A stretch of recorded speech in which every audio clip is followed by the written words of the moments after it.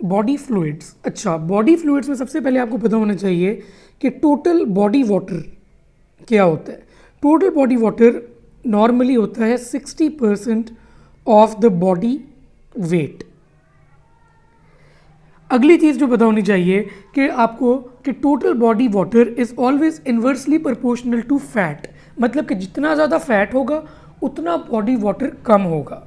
अब हाईएस्ट जो total body water है वो होता है इन न्यूबॉर्न्स एंड मेल्स, क्योंकि इनमें फैट की कंसंट्रेशन होती है कम। और लोएस्ट बॉडी वाटर होता है इन फीमेल्स, क्योंकि इसमें फैट ज़्यादा होता है इनमें, इसीलिए टोटल बॉडी वाटर कम होता है। अब टोटल बॉडी वाटर डिवाइडेड होता है दो कंपार्टमेंट्स में, एक है ICF, एक है ECF, intracellular fluid and extra cellular fluid. Intracellular fluid का मतलब है कि जो फ्लूइड सेल के अंदर है, और एक्स्ट्रा सेलुलर फ्लूइड का मतलब है जो फ्लूइड सेल के बाहर है। अब चलते हैं आगे। इंट्रासेलुलर फ्लूइड ज़्यादा होता है as compared to extracellular fluid, मतलब कि 2/3 of the total body water, और ECF होता है 1/3 of the total body water. ठीक है, अगली चीज़ जो याद रखनी है आपने वो क्या है कि ECF आगे फर्दर डिवाइडेड होता है into plasma and interstitial fluid. ठीक है, ये तो है मेजर डिविजन्स। अब इसमें भी जो प्लाज्मा है वो होता है 1/4 ऑफ ECF, मतलब कि 1/12 ऑफ टोटल बॉडी वाटर, और इंटरस्टिशियल फ्लूइड जो है वो होता है 3/4 ऑफ ECF, मतलब कि 3/12 of the total body fluid, मतलब कि 1/4 ऑफ टोटल बॉडी फ्लूइड हो गया। फिर देखिए 3/12 है तो 1/4 हो गया। अच्छा, अब चलते हैं आगे। जो इम्पॉर्टेंट चीज़ है जो पूछी भी जाती है कि ICF में क्या क्या चीज़ें ज़्यादा हैं। अब मैंने ICF को याद रखा हुआ है इमरान खान से, IK, मतलब कि ICF में पोटेशियम ज़्यादा है। ठीक है, तो ऑब्वियसली ECF में सोडियम ज़्यादा होगी। ICF में पोटेशियम ज़्यादा है, ECF में सोडियम ज़्यादा है। ठीक है, साथ ICF में पोटेशियम के साथ मैग्नीशियम और प्रोटीन्स और फॉस्फेट, ये 4 चीज़ें होती हैं। ठीक है, ये दो आपके पास आगे कैटायंस, ये एनायंस। ECF में सोडियम है, साथ सोडियम की हमेशा क्या चीज़ होती है आपको पता है इस चीज़ का, क्लोराइड, और तीसरी क्या चीज़, बाइकार्बोनेट।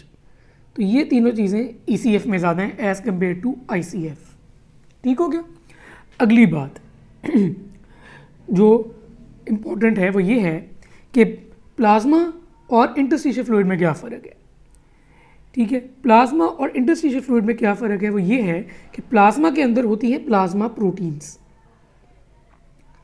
और जब प्लाज्मा फिल्टर आउट होता है फ्रॉम द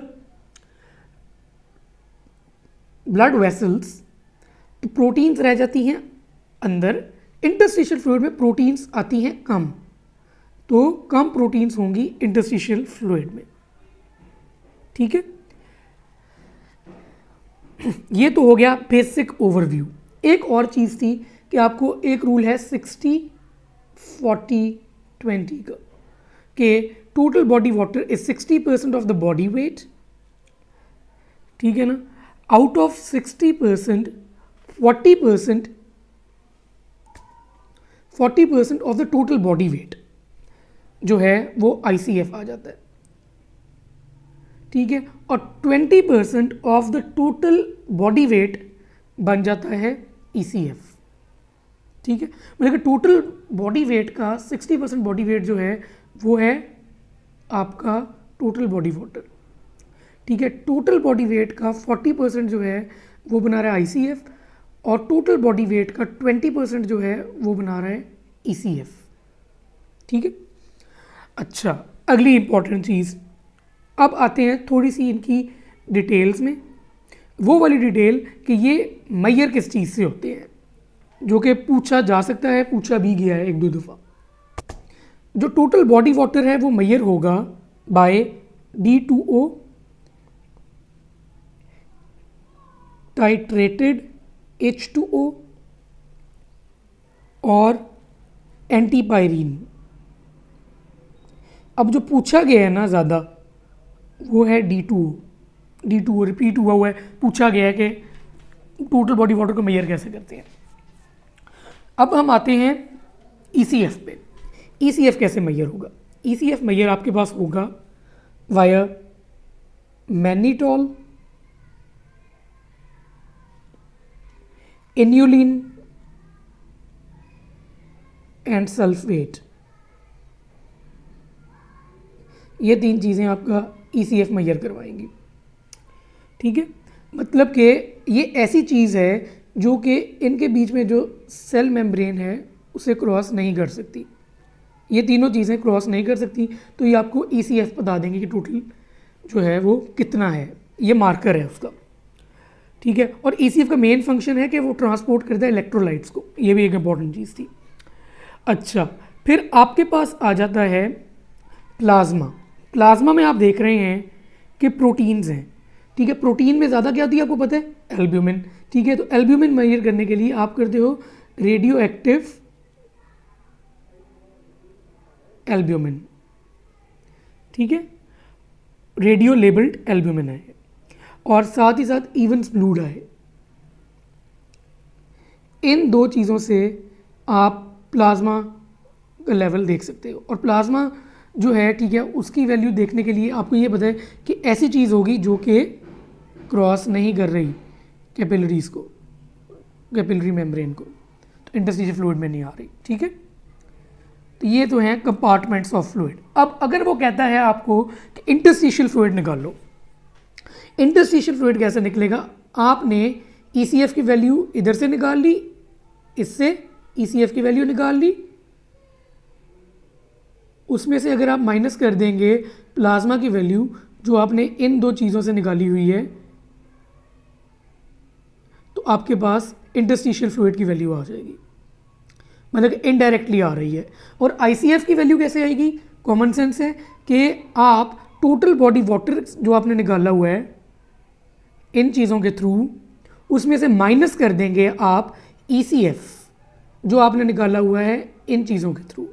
सिंपल, मतलब कि अगर वो पूछता है कि दो ऐसी चीज़ें जो इनडायरेक्टली आ रही हैं आपके पास विदाउट एनी मार्कर्स, आप कौन सी चीज़ ढूंढ रहे हो, तो आपने हमेशा याद करना है कि ICF और इंटरस्टिशियल फ्लूइड ये दो चीज़ें हैं। तो ये कॉन्सेप्ट बहुत इंपॉर्टेंट है। एक और बहुत इंपॉर्टेंट चीज़ है कि ECF में सोडियम का बहुत पूछा जाता है और ICF में पोटेशियम का बहुत पूछा जाता है। तो ICF तो इमरान खान से याद रख लें, आई के, तो उससे फिर आगे सारा चल जाता है। तो ये तो था बेसिक कॉन्सेप्ट्स जो आपको बहुत अच्छी तरह आने चाहिए। अब हम चलते हैं इसके MCQs की तरफ, जो कि फ्रीक्वेंटली आस्क्ड है। Total body water in infants, ये मैंने आपको बताया था कि ओवरऑल 70% नॉर्मली होता है, इन्फेंट्स में थोड़ा सा ज़्यादा होता है 75%। मैक्सिमम टोटल बॉडी वाटर होता भी इन्फेंट्स में ही है। Labourer drinks 2 litre of water, तो क्या होगा? इंक्रीज्ड ICF होगा। अच्छा, ये बहुत इंपॉर्टेंट चीज़ है कि देखिए पानी होता है हाइपोटोनिक। ठीक है, तो जब पानी एक इंसान पिएगा तो वो आएगा तो ECF में, लेकिन वो पेनिट्रेट कर जाएगा और वो चला जाएगा मैक्सिमम ICF में जाएगा। ठीक है, और अगर एक इंसान हाइपरटोनिक कोई चीज़ पीता है, जैसे हाइपरटोनिक सेलाइन है वो पी रहा है, ठीक है, तो वो ECF में आएगा और उसके सॉल्ट्स जो हैं वो ज़्यादा रुक भी ECF में ही जाएंगे। ठीक है, तो वो ECF के वॉल्यूम को बढ़ाएगा। हाइपोटोनिक पीता है तो ICF में जाएगा, हाइपरटोनिक पीता है तो ECF में जाएगा।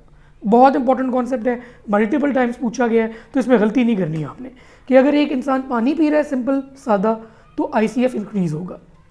इंट्रासेलुलर परसेंटेज ऑफ वाटर, अब ये देखिए वाटर की परसेंटेज पूछी है तो आप 50 to 60% या 60% आप चूज़ करेंगे, क्योंकि आपको पता है कि 2/3 होता है आपका ICF of total body water. लेकिन अगर वो पूछता है कि टोटल बॉडी वेट का कितना है वाटर इन ICF, या इंट्रासेलुलरली, ठीक है, तो फिर आपने क्या करना है 40% चूज़ करना है। तो ये बहुत ध्यान से आपने नोटिस रखना है। पोटेशियम इज इंट्रासेलुलर, मैंने आपको बताया अभी। ECF वॉल्यूम आप मैनेडोल से देखोगे। Which infusion increases ECF to maximum extent, hypertonic fluid, ये मैं आपको बता चुका हूँ। मैक्सिमम इंक्रीज इन ECF अगर आप हाइपरटोनिक NaCl देंगे। Maintenance of ECF potassium is by sodium potassium pump, ये बहुत इंपॉर्टेंट चीज़ है, ठीक है, कि वो बेसिकली पंप आउट करता रहता है पोटेशियम को, ठीक है, इसलिए ECF में पोटेशियम कंपैरेटिवली कम होता है। उसके बाद hyponatraemia and increased ECF volume, ठीक है, ECF वॉल्यूम इंक्रीज हो गया और ओवरऑल हाइपोनेट्रीमिया है। इसका मतलब है कि आपने पानी बहुत ज़्यादा पी लिया है, पानी इतना ज़्यादा पी लिया है कि उसने ICF को भी डाइल्यूट कर दिया, ECF को भी डाइल्यूट कर दिया, ठीक है, ECF का वॉल्यूम भी बढ़ गया और साथ हाइपोनेट्रीमिया भी हो गया, ठीक है। अब most common cause of shift of potassium extracellularly, strenuous exercise. Most common shift of potassium to ECF is exercise, multiple times पूछा गया ये MCQ तो आपको अच्छी तरह रूट लर्न ही कर ले इसे बेशक। Main function of ECF is to transport electrolytes, fluid of choice in a patient with paradoxical aciduria, इसमें नॉर्मल सेलाइन देते हैं, ठीक है। अच्छा, अब नॉर्मल सेलाइन क्यों देते हैं, इसमें आप रिंगर लैक्टेट क्यों नहीं देते, क्योंकि रिंगर लैक्टेट जो है वो बेसिकली प्रोड्यूस करता है बाइकार्बोनेट, और बाइकार्बोनेट जो है ना वो अल्टीमेटली अल्कोलोसिस करवा रहा है। इसलिए अगर आपके पास पैराडॉक्सिकल एसिड्यूरिया का एक बंदा आ रहा है, बच्चा आ रहा है, बेसिकली उसके अंदर हाइपरट्रॉफिक पाइलोरिक स्टेनोसिस की हिस्ट्री होगी, ठीक है, तो वो उल्टी करेगा, उसकी वजह से उसके अंदर होगी मेटाबॉलिक अल्कोलोसिस, ठीक है, लेकिन वो पैराडॉक्सिकल एसिड्यूरिया के यूरिन में वो एसिड सिक्रीट कर रहा होगा, ठीक है, तो उस केस में आप फिर रिंगर लैक्टेट नहीं दोगे, आप दोगे नॉर्मल सेलाइन। फिर आता है in primary dehydration ECF becomes hypertonic, पानी निकल गया, हाइपरटोनिक हो गया। Thirst due to increased ECF osmolarity, मतलब कि जो आपके ऑस्मो रिसेप्टर्स होते हैं ना हाइपोथैलेमस के अंदर, ठीक है, वो सेंस कर रहे होते हैं ECF की ऑस्मोलैरिटी, बहुत इंपॉर्टेंट पॉइंट है, मल्टीपल टाइम्स रिपीटेड। अच्छा, फिर एक और कॉन्सेप्ट है, ये एक सेल है, इसको आपने एक सोल्यूशन में रख दिया है, ठीक है, अगर तो बाहर सॉल्ट्स ज़्यादा हैं, मतलब कि हाइपरटोनिक है, तो पानी अंदर से बाहर मूव करेगा और सेल श्रिंक कर जाएगा, और अगर बाहर सॉल्ट्स कम हैं और हाइपोटोनिक है तो पानी बाहर से अंदर घुसेगा और सेल स्वेल कर जाएगा। यही वाला इसमें है कि cell swell due to water accumulation, RBC swell in 250 millimole of urea and water travels from cell to extracellular space via filtration। ये कॉमनली आस्क्ड क्वेश्चंस हैं, ये आपको अच्छी तरह चीज़ें आनी चाहिए। ये वाली अगर आप नोट डाउन कर लें तो ये बेहतर है, फर्स्ट एड के पेज पे ही नोट डाउन कर लें बेशक, क्योंकि ये बहुत इंपॉर्टेंट कॉन्सेप्ट्स हैं और ये मोस्ट कॉमनली रिपीटेड MCQ है ये वाला।